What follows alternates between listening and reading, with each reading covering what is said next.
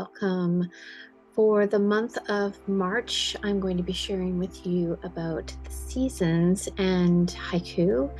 But for this week, I'm going to be sharing a little bit more about the seasons and the moon and how they are closely connected.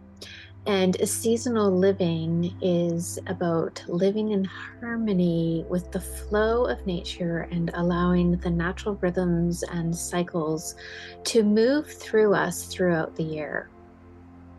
Our ancestors used to live this way, where they would prepare for each season with how they have their shelter, their food, and they would have ceremony around moving into a new season.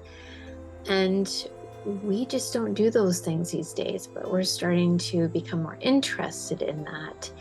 And when we're not connected to the seasons, we can sometimes feel a little bit lost, a little depleted of our energy, and possibly even being ungrounded.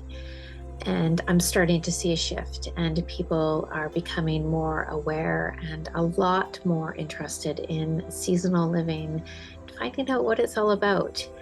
And each season holds a different energy that can be broken down into weeks, days, and even hours.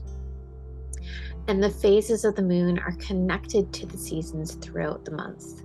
The waxes and the wanes of the seasons exist for a reason. They serve as a bridge to the sun and the moon that reflects back to the earth. And about every 4 weeks, the moon completes a full cycle, transforming from the new moon to a full moon and back again. And each phase of the moon correlates to a season.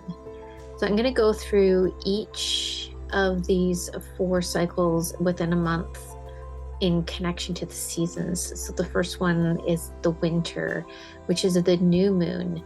And this is the darkest phase of the moon's cycle, representing new beginnings. And it is a time to go within, to rest and reflect, bringing the stillness of winter, aging, and the nighttime. And we are in that phase right now, but we're starting to shift. Spring is making a little bit of more of an appearance, starting. And spring is the waxing moon.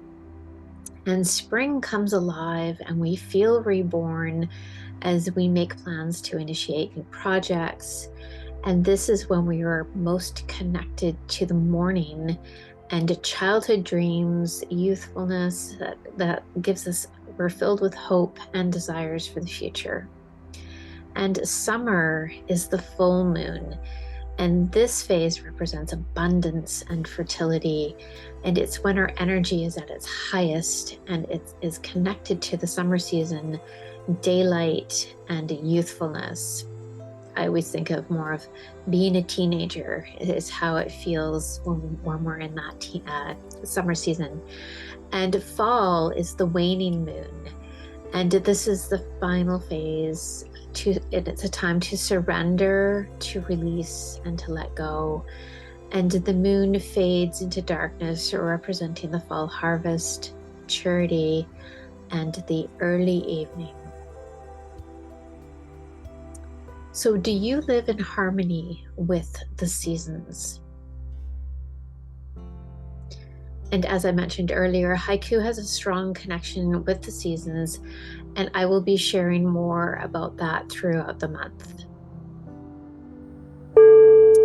Melting icicles, ornaments of a winter slowly taken down. Melting icicles, ornaments of a winter slowly taken down. For those of you who receive my newsletter might already know about Senses for the Soul, which is a digital mindfulness kit that is an invitation to dive deeper into the intimate world of wonder, connecting our immediate world to us that serves as a bridge to our senses as a tool for mindfulness. I have left a link below if you would like to find out more. If you would like to learn more about everyday haiku, click on the link below, subscribe to my YouTube channel, and please sign up for my free haiku newsletter for the weekly inspiration that these videos are based on. You can sign up on my website that is in the link below.